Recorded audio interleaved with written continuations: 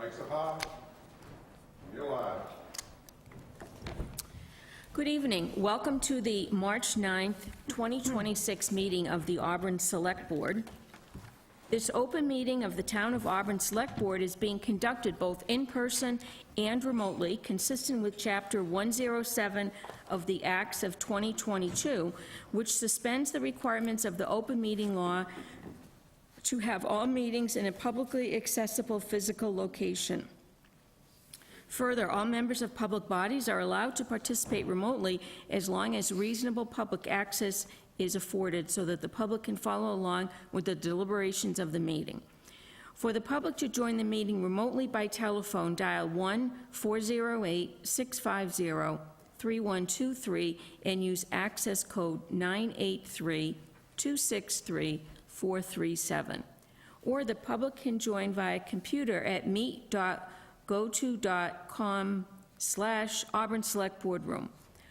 All supporting materials that have been provided to members of this body are available on the town's website. The public is encouraged to follow along using the posted agenda. Please note that this meeting is being recorded by Auburn Cable Television. Is anyone else recording tonight's meeting?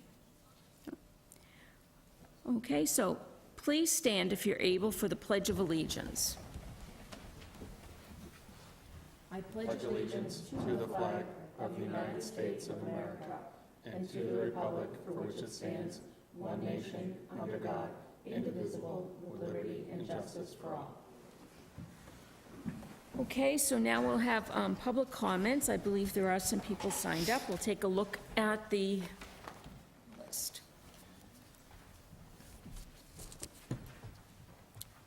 Thank you.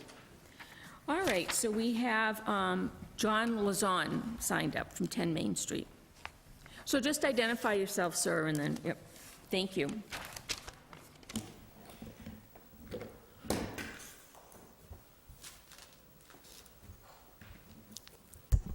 Hello, my name is John Lozon. I reside at 10 Main Street, Auburn, Mass.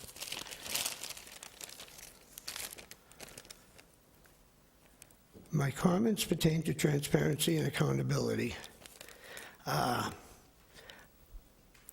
Normally, if someone wasn't here, I wouldn't say anything at all. However, a point of privilege was used last month on me when I wasn't here after I left the town hall. So that being said, this person mentioned my last name 5 times. I don't do that sort of thing. I just, certain decorum.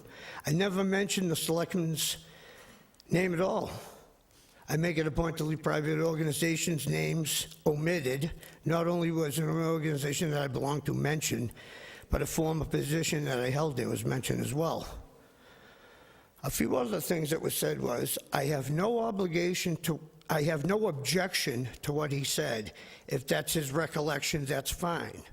Another thing was that conversation, which did not happen, the way he recollects it. Another one is, I'm all for free speech, but let's be accurate. And I was accused of name calling and misremembering the event as it happened. Not much for me to misremember. I asked why he wasn't there at Memorial Day ceremonies. He said, because I wasn't invited to speak. I said, typical politician answer. He said, I'm not a politician, explained, and went on. It fell on my deaf ears because I already knew he was one. So he can call me, he can call me misremembering all he wants. I disagree. I learned years ago, just tell the truth. If I tell the truth, that's the end of it. If I tell a lie, then I have to keep putting covers on top of it. The truth gets you sleep naked. This is an after-school special. This is real life. My word is all I have. That's why I'm here. Now, besides watching someone, trying to explain himself, I not only found it amusing, I found it somewhat cringeworthy. Transparency and accountability looks good on paper. But how can it be done? HOW, how? Honesty, open-mindedness, and willingness. I think that's a good way to start. You know, easier said than done. It takes effort. The type of effort it takes to make a phone call to the head of the Auburn DPW and find out if the apartment complex at the top of Main Street is truly designated for veterans housing, I was told by the head of DPW 10 months ago, or if the two long-term residents who live there told me a developer bought it with 2 adjacent properties for low-income housing.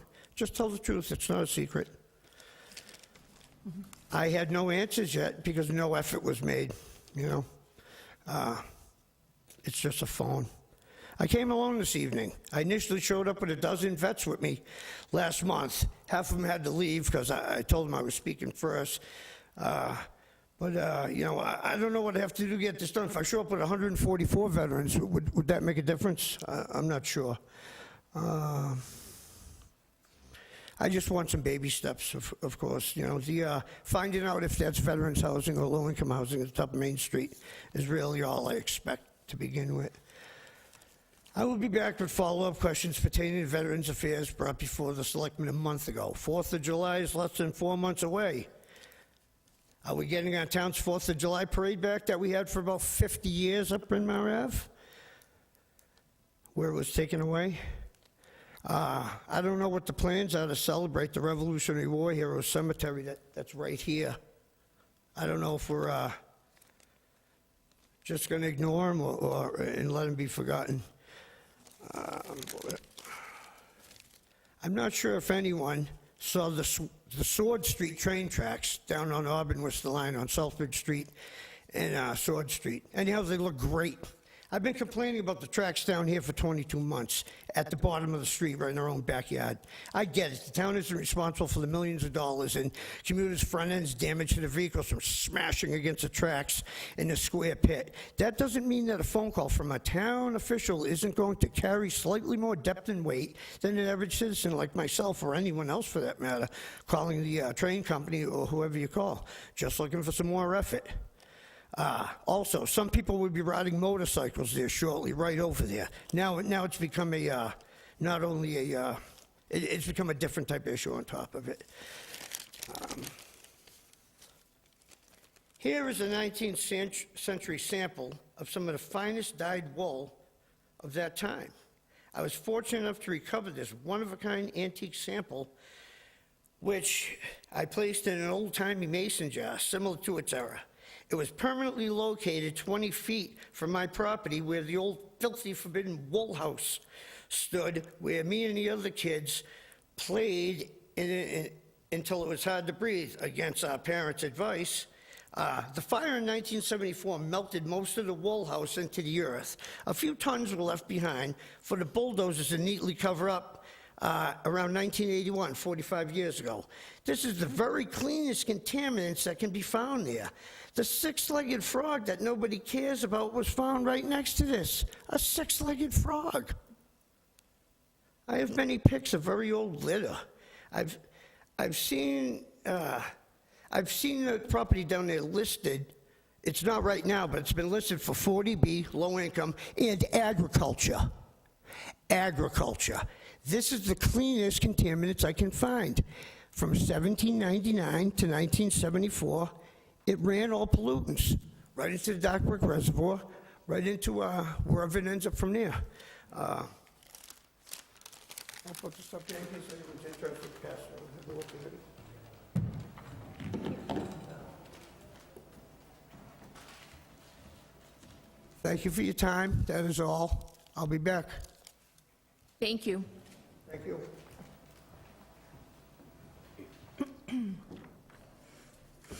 All right, next on our agenda, we have community organizations. We're going to look at a board vote on a request for a proclamation from Bikers Helping Bikers, Motorcycle Survivors Funds, Inc., for the Commonwealth's annual Motorcycle Safety Awareness Period, March 22nd through April 30th. We've received a request from Paul Cody, president of Check Twice Signs and Bikers Helping Bikers, to issue a local proclamation for the benefit of Auburn's 455-plus citizen bikers and owners of registered motorcycles. The goal is to help promote the 140,000-plus motorcycles coming out of winter hibernation, increase awareness, and reduce accidents. This will coincide with Governor Healy's proclamation for the Commonwealth's annual Motorcycle Safety Awareness Period, March 22nd through April 30th, and throughout the 2026 riding season. Does anyone have any questions?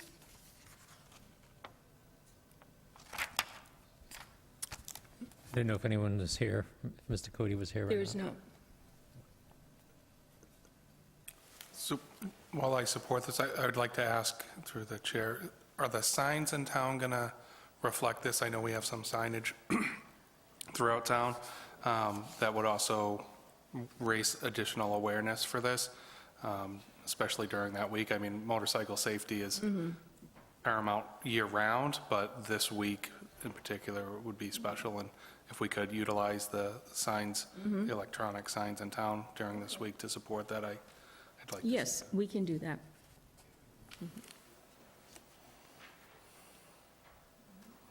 We hear a motion?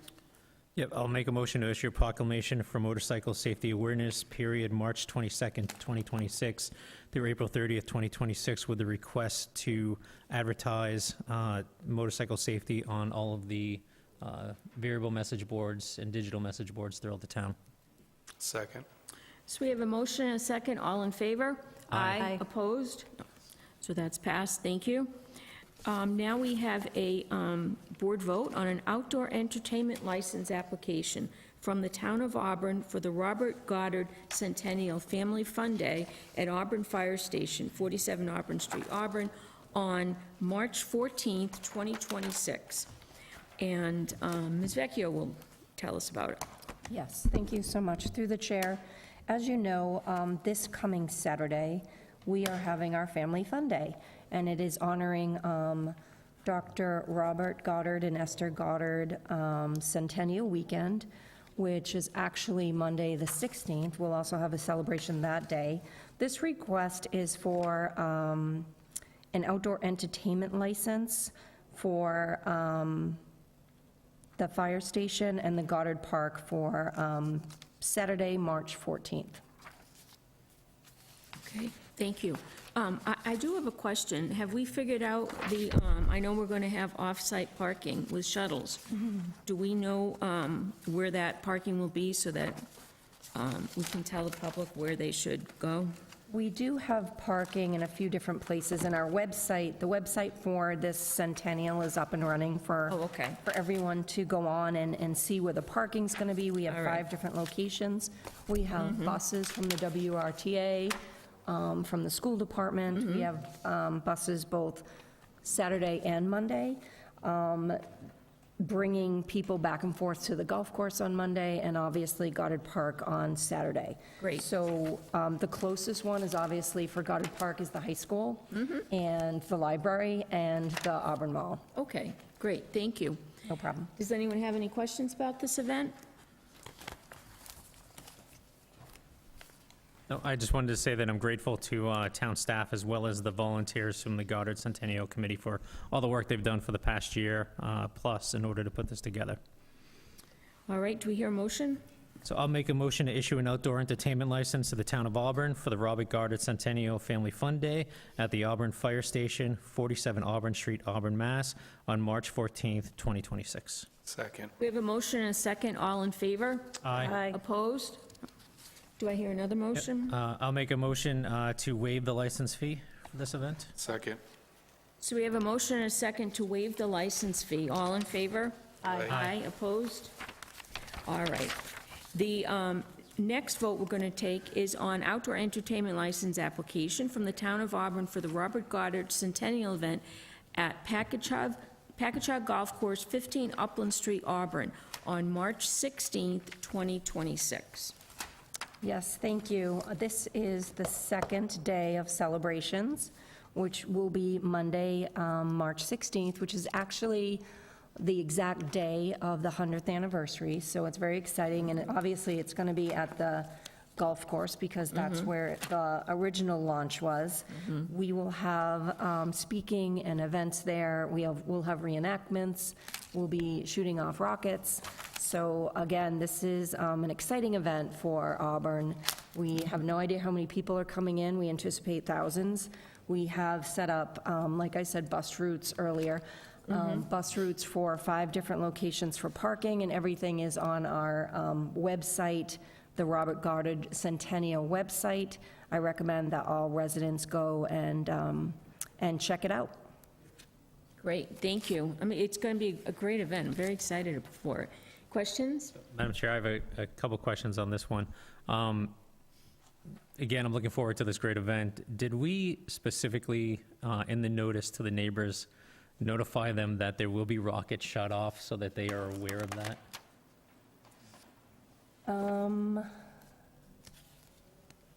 I would have to check and get back to you on that.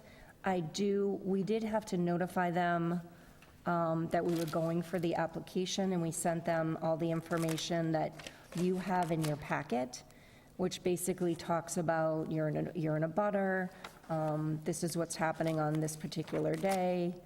I'm not sure if we have all the documents, but I'll check with Steve tomorrow and make sure that that's out to all the abutters. Yeah, if we did not specifically notify them, if we can find a way to notify them, just so they're aware. Sure. That could be taking place. The other question I had was, I know we've had some good melting going on, but that means it's going to be quite muddy out there. Have we taken any precautions? Are we putting out any plywood planks, or are we all just wearing our bean boots and tromping in the mud like Dr. Goddard did? Well, Although he did it during the snow. exactly. It's funny you ask that, because up until last week, we were worried about 4 feet of snow on the golf course and frozen conditions. So we have pivoted on the fact that there'll be very muddy areas. We're going to do our best to contain the mud. Goddard Park, we're actually going to block off the grassy areas that were just under construction that we just did, and try to keep people on the paved areas.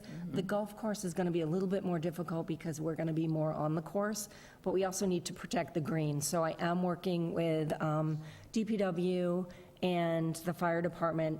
It's a pretty big feat to, especially for the golf course, because of the irrigation system and the work that goes into the greens and the land, and so we are taking as many precautions as we can to protect the land more so than your muddy feet.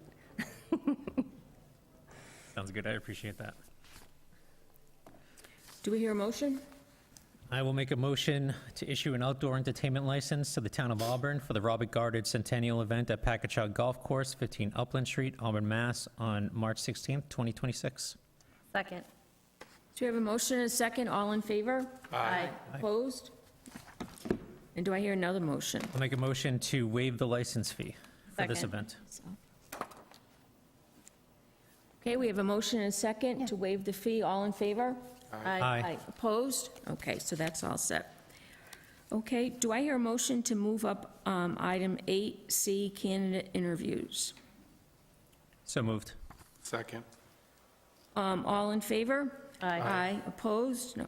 All right, so now it's time for the candidate interviews and the potential board vote to appoint one member to the vacancy on the Southern Worcester County Regional Vocational School Committee for a term to expire on May 16, 2026. First, we have Donald Erickson. Would you like to come up here, sir? Yep, right up here.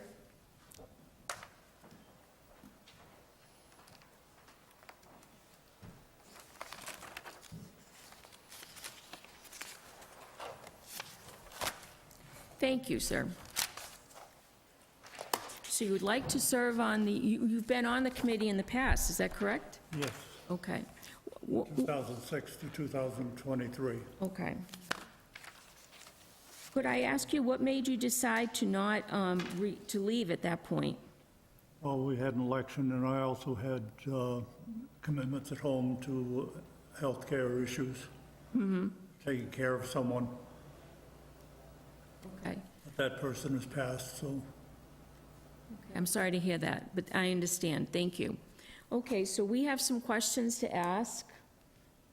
Okay? Who would like to ask the first question? I will. Yep. What is your interest in serving on the board? What is your interest in serving? Yeah. I've been involved with Bay Path since its inception. I was at the Auburn presentation when the superintendent told us that Bay Path was coming. And I started teaching there in 1975 till 2006 in various positions. So it's been a part of my life. Thank you. Do you have any special experiences or skills that will enhance your appointment? Well, I have a master's degree in vocational administration with the approval to be a superintendent director. I also have been involved during the years. I taught machine trades there from 75 to 2006. I was department head for 18 years, seated on the school committee 2006. Chaired the negotiating committee throughout my years there, on the building construction committee, screening committee for 4 superintendents, and NEASC chapter accreditation teams. So I've been involved in education for quite a while. And I know the school a little bit. Any other questions? I don't know if you want to ask the third one. I have 2 of my own, but Okay, do you have any time constraints, sir, that would affect your attendance at the scheduled meetings and/or any additional meetings as needed? During my tenure on the school committee, I didn't miss one meeting or school function. In fact, I come early to meetings. Okay, great. I don't think there'd be a problem as long as I'm above ground. Thank you. I have a question also. If you were appointed to this position, I know that the term expires in May of this year. Would you be interested in running for election? Yes. Okay, thank you. You have questions? Yep. I do. You just asked one of them, so that gets that out of the way. The other question I have is, what do you hope to accomplish as a member of the Bay Path School Committee? Well, to provide the education that all the students deserve. You're looking out for what's happening in the State House. You're looking out to make sure that the kids get what they need.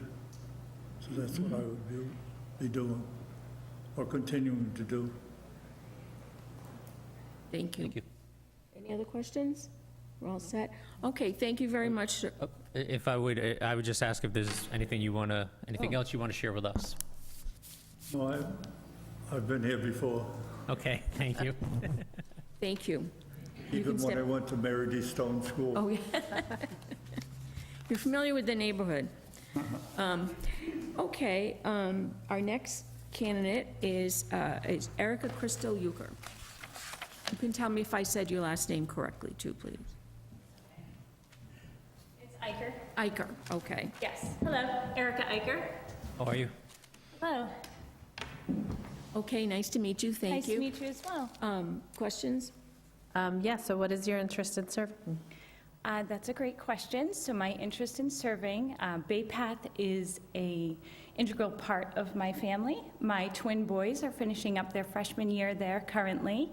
My son Daniel is in the automotive tech department. My son Donald is part of ISSN. They are very involved in the Bay Path community. My son Daniel just finished his first year as a team member of the freshman basketball team, of which he was the captain. My son Donald also participates in the esports program that they have there, so they both do extracurricular activities. In addition, my daughter Irene just accepted placement for this fall for the class of 2030. So we are very involved with Bay Path. Thank you. Do you have any special experiences or skills that will enhance your appointment? Yes. I served on the Auburn Energy Committee for 5 years, the last 2 of which I was the chair. I'm also a town meeting member here for Precinct 1, so I have established experience in town governance. In addition to that, my career path as the owner of Media Realty puts me in touch with a lot of different vocations that go along with the teachings of Bay Path. So it's very important to me, the entire vocational school system. Thank you. Do you have any time constraints that would affect your attendance at the scheduled meetings and/or any additional meetings as needed? I do not have any time constraints. I have already looked ahead at the upcoming meetings. I saw there is one every month, which is very easy to get to. In addition, I know there are some one-off meetings as well, which I am absolutely available to do. My schedule is very flexible. Would you be able to come to finance committee meetings or select board meetings if there are any questions that arose about the budget or any other questions about Bay Path? Yes, absolutely. Great. And if you were appointed, are you interested in taking out papers and running for the position since this term expires soon? Yes, absolutely. As I stated, I am locked into Bay Path for quite some time. Thank you. Thank you. Yep. So what would you hope to accomplish as a member of the Bay Path School Committee? I think that this committee is important, and it serves as a bridge between the community and the school. I know there are 50 seats, so 50 different families that are part of Bay Path every year currently. So I think it's important that whoever takes this position serves as that bridge between the community and the school. Thank you. All right. Any other questions? Is there anything you'd like to tell us? No, I think this is a great opportunity, and I appreciate the opportunity to interview for this. Thank you very much. Thank you so much. Thank you.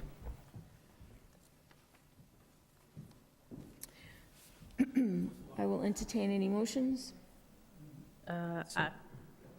Sorry, I would like to make a motion to nominate Mr. Erickson to the board. He has a ton of experience with what's happening there, and I think he would do well. Can I make a suggestion that maybe we poll the members? Because I was going to make a motion to appoint Erica Eicher based on her involvement in Bay Path as it is now and her investment with her children being in the school committee, in the school building. So you'd like everyone to just to say who they would I support? think before we make a motion and take a vote one way or the other, we might want to poll the members.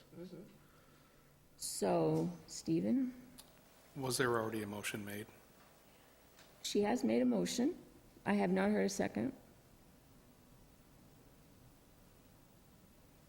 So I'll second for discussion, so we can move on to the next thing. I just want to make sure we address that first. All right, thank you. So I think it's a short time, and certainly whoever is not nominated can certainly run for the seat. So while it can be difficult, I would support Miss, I'm going to say the... Eicher. Eicher. I want to say Euchre, but Miss Eicher. Okay. And I would support Ms. Eicher for the position also. So we have a motion and a second. Do I hear another motion? I'd like to rescind my second. I can make a motion, since seems to be the will of the board, to nominate Ms. Eicher to the position. Second. Okay, we have a motion and a second to nominate Ms. Eicher to the position. All in favor? Aye. Opposed? Okay, all set. Thank you. Thank you very Congratulations. much, both candidates. Thank you. Thank you both. Yeah. Thank you. Okay, going back to our agenda, now we're going to talk to, we're going to look at departmental items, and we have the DPW update on DPW projects. Madam Chair, can I make a motion that we actually move up issue 8C, which is the board vote on change of manager license application for Auburn, Mass. Lodge 2118? I believe they are E? here. E, yep. Okay, E. Do D as well. Yep, E. as well as, so why don't we do 8D and then 8E? Okay, That's my motion. I'll second. okay, all in favor? Aye. Opposed? Okay. All right, so we're moving up two items. First, we're going to look at the board vote in the open-air license application from Boy Scout Troop 101 for their annual yard sale event at the Auburn Public Library. Why don't you go up to the podium, sir? And this would be on May 23rd to 24th from 7 a.m. to 3 p.m. And can you tell us a little about the event and identify yourself first, please? Assistant Scoutmaster Chris Sylvester and I, Just, all right. sorry, Assistant Scoutmaster Christopher Sylvester and I, the committee chair for our fundraising group to keep the program going and lower costs for our scouts throughout the year. It's an annual event we've done for, I think, 20, 30 years now. Okay, To be honest.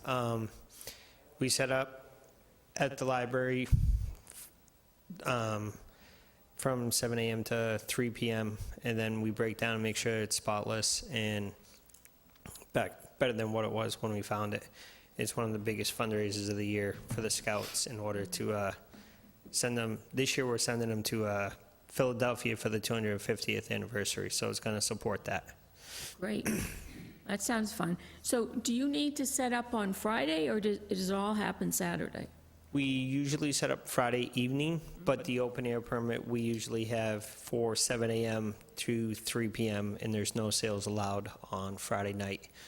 We arrange with the library after they close. They allow us to set up the night before. Okay, thank you. Any questions? Do I hear a motion? So I make a motion to issue an open-air license to Boy Scouts of America Troop 101 for their annual yard sale event at the Auburn Public Library, May 23rd and 24th, 2026, from 7 a.m. to 3 p.m. A second. So we have a motion and a second to approve the license. All in favor? Aye. Opposed? No. Do I hear another motion? I make a motion to waive the fee for this event. A second. So we have a motion and a second to waive the license fee. All in favor? Aye. Opposed? No. Okay. Thank you, sir. Thank you. Thank you very much for the support. We appreciate it. You're welcome. All right, now we're going to look at a board vote on the change of manager license application from the Auburn Mass Lodge 2118 Benevolent and Protective Order of Elks for all alcohol club license, ABCC license number 00019CL0054. Is there anyone here from the Elks? Okay, why don't you come on up? Thank you. And just tell us your name. Thank you. My name is Heather Brooks. I live at 34 Berlin Street in Auburn, and I've worked at the Auburn Elks for over 30 years. What was your name again? I'm sorry. Heather Brooks. Heather Brooks. Okay, thank you. So we have a new manager? Yes, Okay. Okay, so Mr. Coakley, I heard he was retiring. Yep, at the end of March, he is. okay. All right. Does anyone have any questions? I don't have a question. It looks like everything's in order. I just wanted to sort of take a side route here to just mention that this weekend I represented the board at the Special Olympics event at the high school. And I just wanted to, turns out that, and I found this out while I was there, that the Elks have sponsored that event for many years and presented a sizable donation to Special Olympics at that event. So I just want to thank you. Please extend the gratitude to the Elks for I will. supporting that event. Okay. Any questions? Do I hear a motion? I'll make a motion to approve the change of manager application for the Auburn Mass Lodge 2118 Benevolent and Protective Order of Elks, Inc., for all alcohol club license. Second. So we have a motion and a second to approve the change of manager application. All in favor? Aye. Opposed? No. All set. Thank you, Heather. Thank you very much. Thank you very Thank much. Have a good night.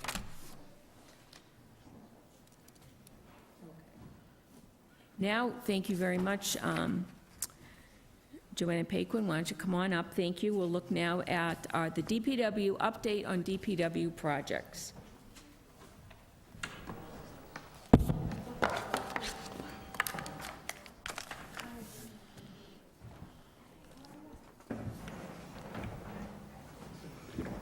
Okay, we did get some information. Do you want to start going through it with us? Sure. Thank you. The first item on my summary is the Chapter 90 roadway reconstruction and resurfacing project. So we are moving forward with the list that I had presented last fall, and that includes Auburn Street, Church Street, South Street, Lancaster Street, Old Millbury Road, and then full-depth patching throughout town. And we're looking at going out to bid this month for the start of construction this spring. Bidding this month, okay. Okay. Does anyone have any questions? No? I just have some questions. First, thank you for, being patient and allowing us to move those other issues up. I appreciate that. South Street's pretty long. Is it what are the limits, the project limits? I don't imagine it's the entire. It is not. So we're focusing on the area between Central Street and Route 20 that has some major improvements that are needed, including the sidewalk and drainage. There's a failing drainage system that we are going to be replacing. And we're looking at some other sections south of town, but they're more sporadic. And I can follow up with the list as well. Appreciate that. Thank you. Church Street is going to be the entire length? Mm-hmm. And then is Auburn Street going to be the entire length that was not done as part of the Mass DOT TIP project? Correct. I noticed that, sorry, through the chair, there you have various full-depth patch locations throughout town. Is there a list of those, or are you doing them as they're reported? So we do have a list of areas that we tend to have to go back and, patch potholes. It's not sustainable, so we're looking to, those areas that we keep on going back to the most, start with that, and then, If there are other locations around town, is there a place for residents to report them? so we do have the report a pothole section of the website, as well as, just calling the DPW and leaving a message with the clerks. They're pretty familiar with the problem areas as well. Yeah, thank you so much. Thank you.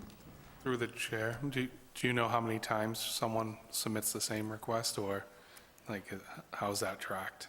So at this point, we do not. We just finished our last training for C-Click-Fix.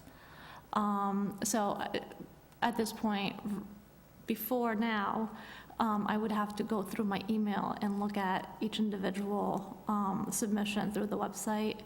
That will be better tracked through C-Click-Fix. So right now, we're going to be going live internally starting tomorrow. And then once we have kind of the bugs worked out, we'll roll it out to the public. I know I've made comments in the past about reporting on things and stuff, so it sounds like we'll get some viable data coming out of this. So at a future time when the data is ready, I'd love to see how many issues came in, how many were resolved, what we're looking at. And again, those repeat areas, right? We always hear comments, or at least it's always been that way. It's always been that. Well, we've been making repairs, so just long-term, it's going to take a lot more to it, but at least we have some action that's been taken, and while it's not the permanent fix, it is being addressed. So love that. Thank you. Yeah, I just want to second that. I think obviously not this year, but a good place to sort of report out that and demonstrate the work that DPW is doing with that is the annual report, as part of your annual report. I know other communities have done that.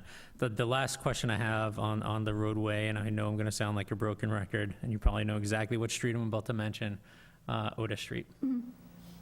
When do we know, is there any plan to look at it? Has it been put on a 5-year plan or a 3-year plan or a 4-year plan? So 'Cause once, it is getting worse and worse and worse. so once we get through this list of streets, we try to be conservative in our estimate. And a lot of times, I'm not really sure where the prices are going right now, but a lot of times we still have money left over, and depending on what money is left, we'll move forward with additional roads. And we usually go through and drive each road each year, so that would be part of the consideration. I know that there are at least a couple of streets in town that, in my mind, that I have that I remember paving. I was here doing the construction inspections in Otis Street, Barn Street, where I think they might have been done the same road, the same year. I think the soils are just horrible and deteriorated a lot faster than all the other streets. So there's hope that it might be this year, possibly next year, if I- price is coming good and you got enough money and, okay. I usually use that caveat just Yep, no, because I of understand. funding. Well, I can imagine there's a lot, you're going to see an uptick in the prices for all the material that you need. Okay. Our prices are based on, a lot of the products are based on fuel prices, so. Yeah, okay. Please continue. So the next item is the Bryn Mawr sidewalk design. We did receive a preliminary design from the consultant, Wright Pierce. We had some comments that we sent back to the design engineer. They're mainly focused on reducing impacts to abutting properties. So once we get those revisions back to us, we're hoping to bid the project out and construct it this construction season. This season, great. And just as a side note, I know that the board is going to be considering the town meeting warrants. I'm going to be looking to withdraw the easement that I put a placeholder for town meeting warrant for easements for the Bryn Mawr sidewalk in case we needed to take some easements, but it looks like in discussions with the Auburn Water District, we'll be able to do some drainage work just with right of entry forms, and they were comfortable with that, so we'll be withdrawing that article. Thank you. Okay. The next project is the drainage contract that was started in the fall. So we had done some drainage work in the Meadowbrook Ave area. That hasn't been finished yet. They'll be coming back in the spring. There was additional drainage that was identified as needed on Chestnut Street, so that was installed, and they will be starting drainage replacement on Prospect Street as well. Okay. Madam Chair, I just have a question on this one. First, I want to thank you for taking care of the Chestnut Avenue issue. In terms of the Prospect Street, I'm sure I'm not the only one that saw, there's a very sizable pothole that's related to, looks like a drainage cover on Prospect by Meeting House. Is that part of this project? I Or will believe it be so. addressed as part of this? Yes, Okay. yes. That was identified last year. There's a sizable length of pipe that needs to be replaced, and yeah, we'll be addressing that. Okay, great, thank you. Thank you. The Water Street Culvert Replacement Project, the consultant has coordinated with the survey and wetlands subcontractors and started the hydraulic model and delineation of the watershed subcatchment. The geotechnical borings, I know that I mentioned that at the last meeting, they took place at the end of February. And the preliminary design and local permitting is expected to be complete in April. And then once we have the final design, we'll move forward with the state and federal permits.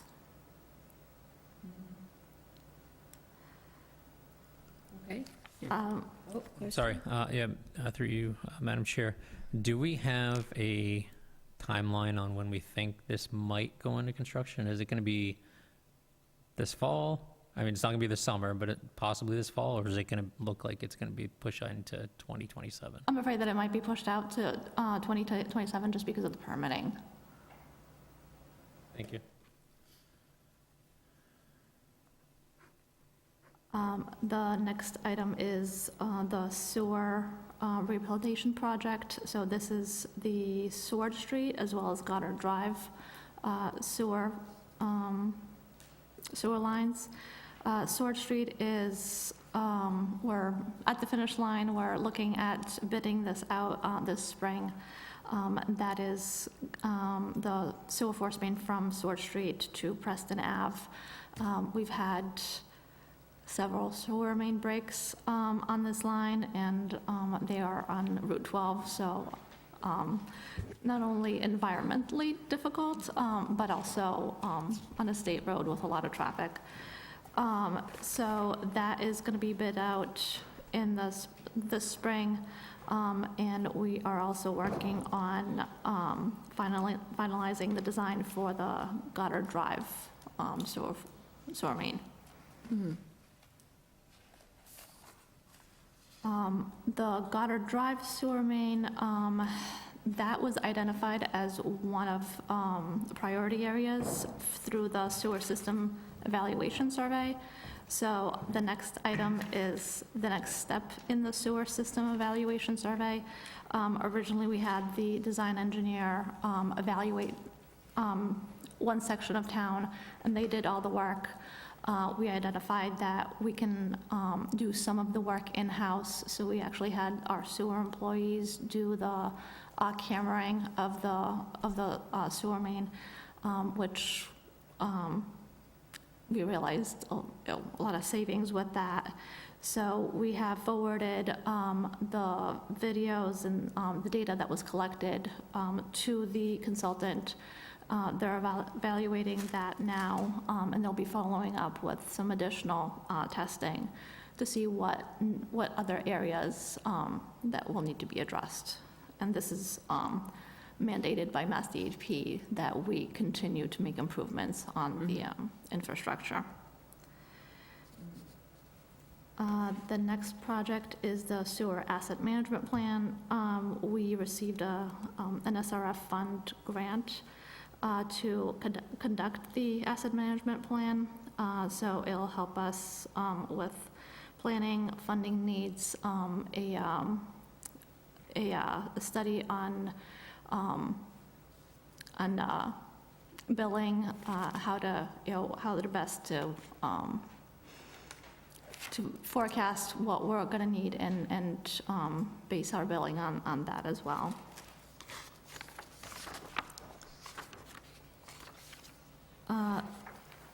The next item is dams.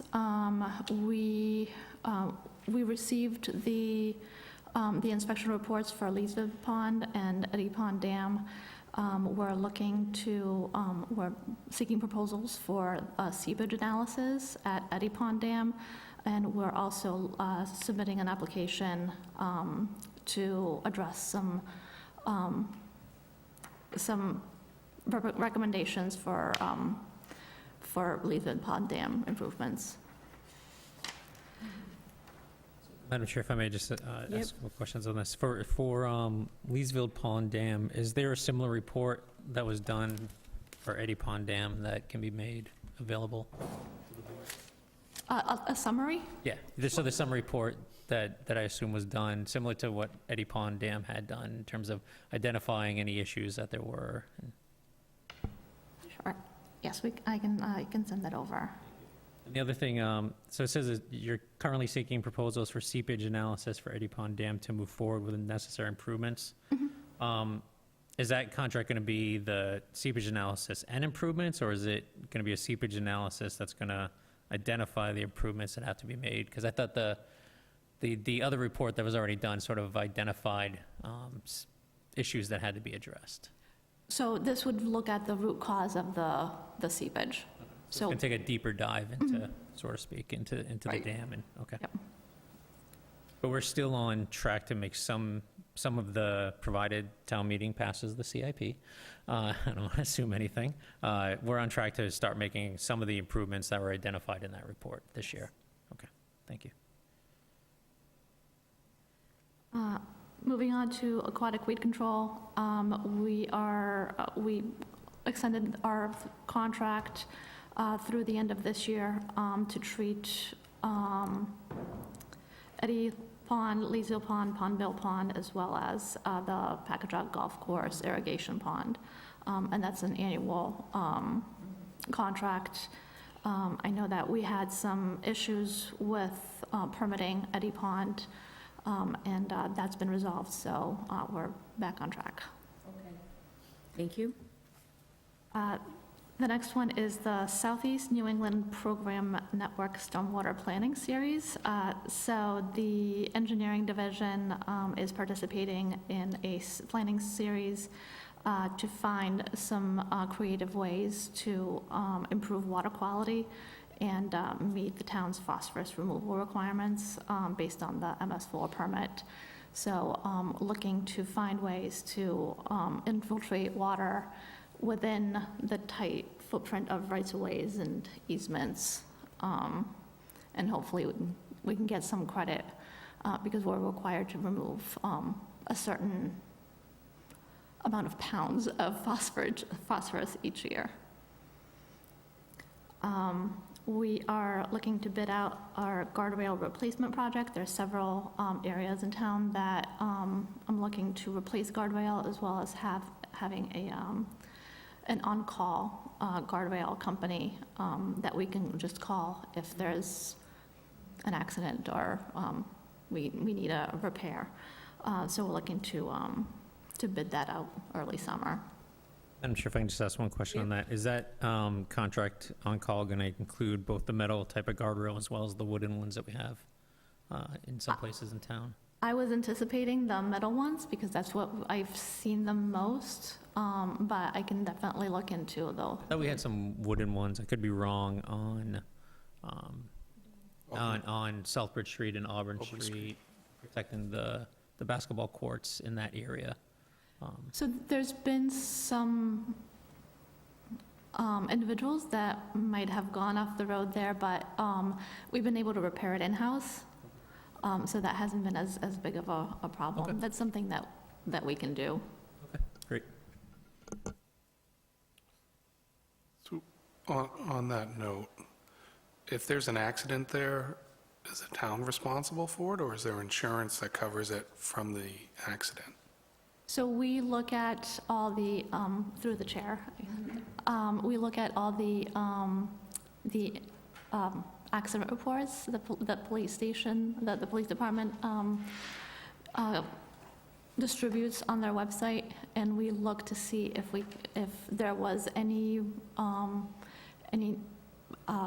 description of, in the description of the accident, if anybody had mentioned guardrails or light posts or anything like that. That way we can go after the insurance company, but a lot of times we notice that, somebody hit the guardrail and there's no record of it. So that sounds more like a pull. Is there, like, if the police are called to an accident, do they notify DPW when damage is done to property?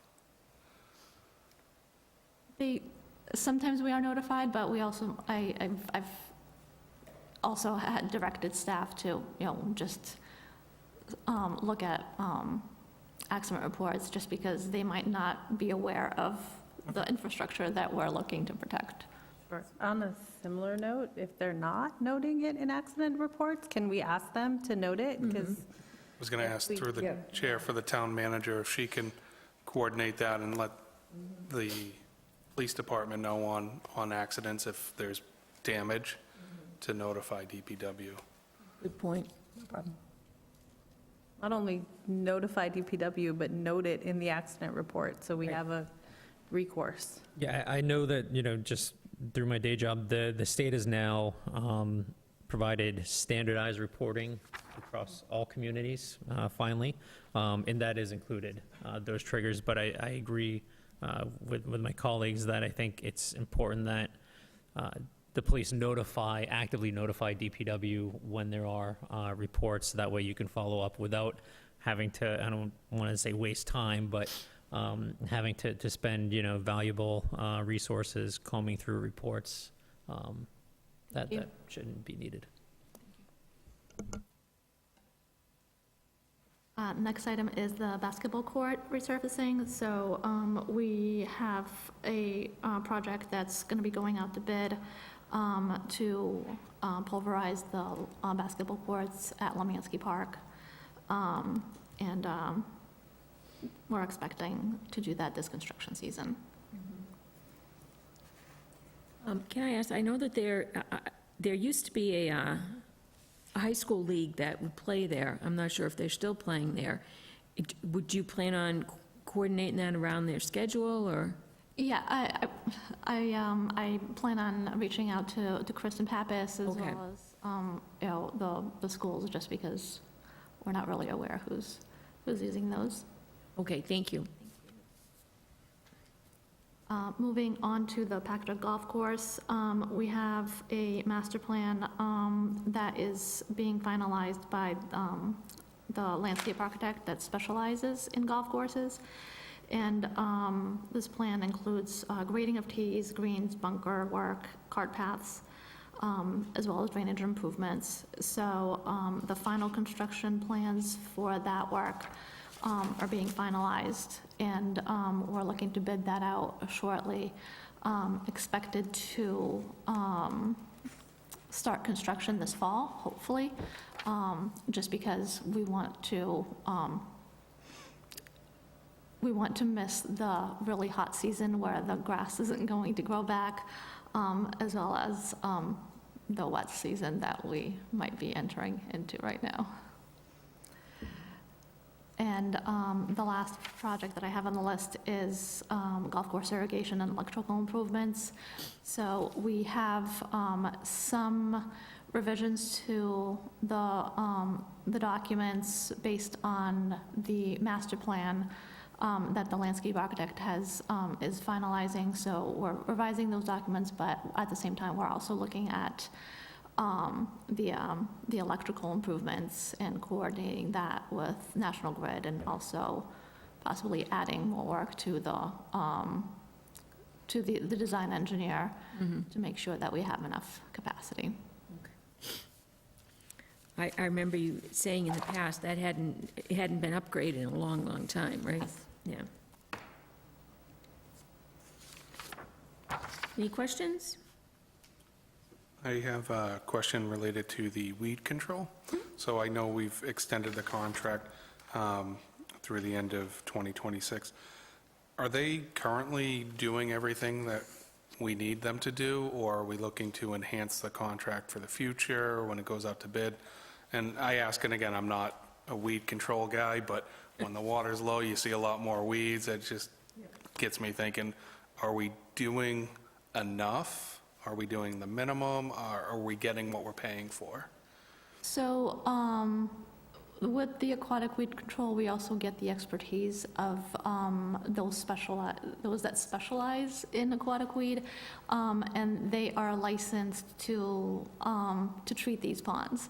So they know how much herbicide that they can use, and as part of our contract with them, they provide us with an end-of-the-year report stating, okay, we've noticed that these weeds are coming up over here, so this is probably going to be needed next year to address.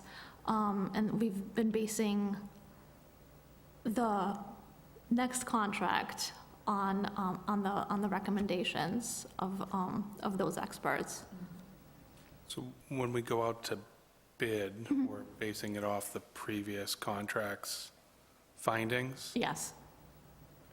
Does that open it up as a fair bid, or is that information, like, and I don't want to say like this company is not doing their job, but does that mean we're getting the best value and our other companies getting that information, or are we biasing ourselves with their information?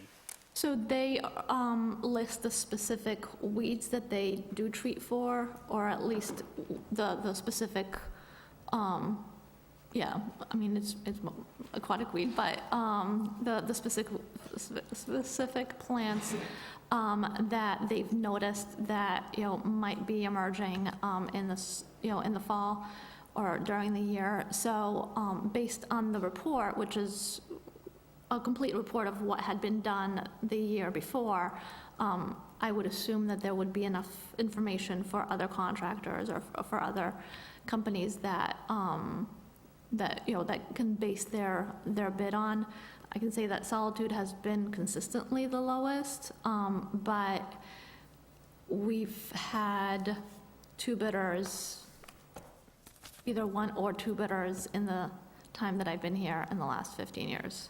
So there aren't really many companies that do this type of work. And that goes back to my original comment, are they Right. providing us the service we need? So, yeah, it's very specialized, and I don't expect to know, but I will leave it to you guys to figure that out. And again, just driving by when the water's low, you see a lot more weeds than normal, and it's a concern. Madam Chair, through you, I think to Mr. Chambers' point, you can correct me if I'm wrong, if I'm misremembering this from watching a Conservation Commission meeting, because again, I have no life and watch all these meetings. I believe the update, we were not doing weed control in Eddy Pond because there were issues with either state or federal permitting that we needed to do. And that led to a lot of weeds in the last year. And I know there was a record number of complaints that at least I know I got because of that. But I think that's probably More aligned, probably yeah. the reason for it, that hopefully they're going to be addressing this year now that they have all their permitting. And through the chair, for Eddy Pond, we are only treating the northern part of Eddy Pond. So you can kind of see as you're going up 395, a delineation of, or the summer, the weeded section, which is a lot more shallow, so not really as much of a priority for, you're not going to have a lot of people boating there or using it. And it basically goes halfway up towards Route 20. I mean, from halfway up towards Route 20, not halfway up towards Route 20. Thank you. Thank you. Any other questions? That's it? Okay, thank you very much. Thank you. Thanks for letting us move you around on the schedule there. Thank you. All right, next on our schedule, we're going to look at on our agenda, we're going to look at the gift acceptances. In accordance with Mass General Law, Chapter 44, 53, Section 53A, we have a donation of $100 from Kathleen Sabina for the animal shelter for pet food. Madam Chair, I'll make a motion to accept a gratitude, a gift of $100 from Kathleen Sabina to DDIS Animal Control for the purposes of purchasing animal shelter pet food. Second. So we have a motion and a second. All in favor? Aye. Opposed? All right, continuing down, we're going to look at Section 8F. Select Board review and vote to refer annual town meeting warrant articles to Town Council for legal review. Does anyone have any questions about this? We, of course, will be doing recommendations on the warrant articles in a few weeks, but not tonight. Through the chair, I know there's some placeholders for numbers and stuff like that. Will we have them by the time we get recommendations, or are they going to be delayed longer? Through the chair, we should have them set prior to your vote on them in 2 weeks. Thank you. Thank you. Any questions? Do I hear a motion? I'll make a motion to transmit the May 6, 2026 annual town meeting warrant draft articles to Town Council for legal review. Second. Okay, we have a motion and a second. All in favor? Aye. Aye. Opposed? Okay, and continuing on our agenda, we, town manager items. Oh, yes. Yep. We have a board vote to waive permit fees for the fire station construction project. Yes, so I do believe this has been discussed a few times with the Fire Station Building Committee and also with the fire chief, but this is a formal request to have permit fees related to construction of the new fire rescue headquarters waived, and also to, let me see, yeah, that's it, just all the permits for the fire station headquarters waived, the permit fees, not the permits themselves. Okay? May I ask, and again, like, might be silly, but if they were to pay the fees, the residents are still paying it, but then those fees go back to the inspections and end up in the general fund, or where would they end up otherwise? So if the town pays itself, do you mean? If we were to require the fees be paid, Yep. what does that look like on the back end, rather than, So the Wait. town would basically take money from our budget and make a payment to itself, and it would end up in the general fund. It would just be circular.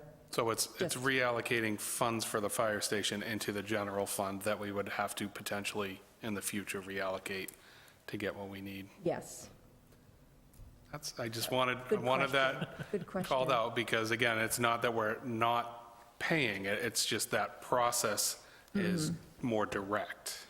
And keep in mind, too, that we're paying for the fire station project with two types of money: the cash, that excess amount from free cash, and also borrowed money. So we'd hate to think that we would be paying the town with borrowed money, and then we would pay interest to pay ourselves. That doesn't make a lot of sense. It does not, but again, just calling out what that Yep. process looks like. It's not that the town is not paying. Yep. It's Right. just more direct and beneficial for the residents. Do I hear a motion? I'll make a motion to waive all permit fees related to the construction of the new fire headquarters. Second. If we have a motion and a second, all in favor? Aye. Opposed? All right, so that's good. And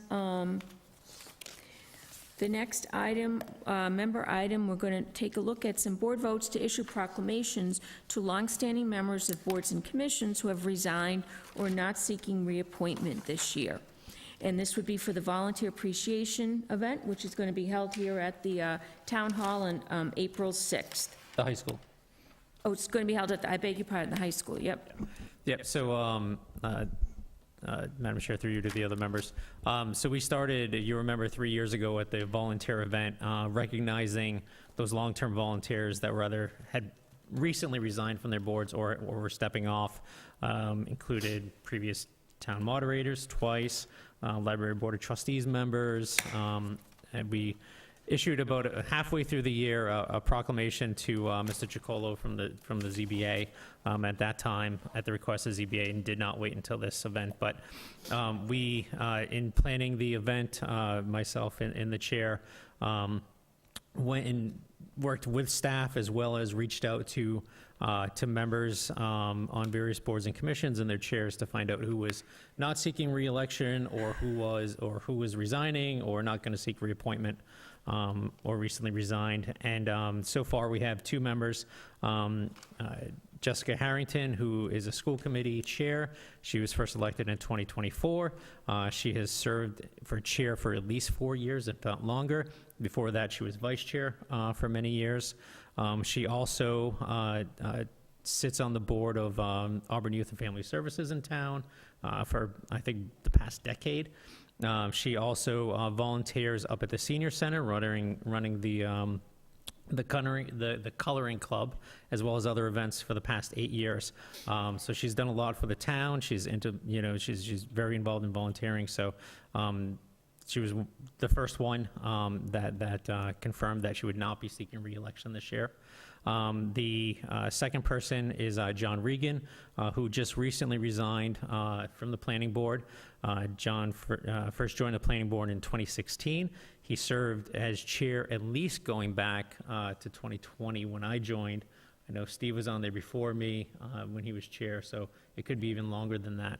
And John resigned from the planning board, so we'd like to also recognize his volunteer service. I will tell you that as a member of the planning board, John was probably the most effective and best peer review consultant the town did not have to pay for.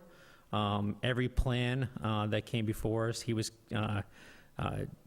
thanks to his many years in the construction trades, providing very valuable peer review on all of the plans and all the details coming before us for all the buildings and site plans. So he is a big loss, in my opinion, to the planning board, and they have some very big shoes to fill. But those are the two members that we've identified to date to honor at the Volunteer Appreciation Event.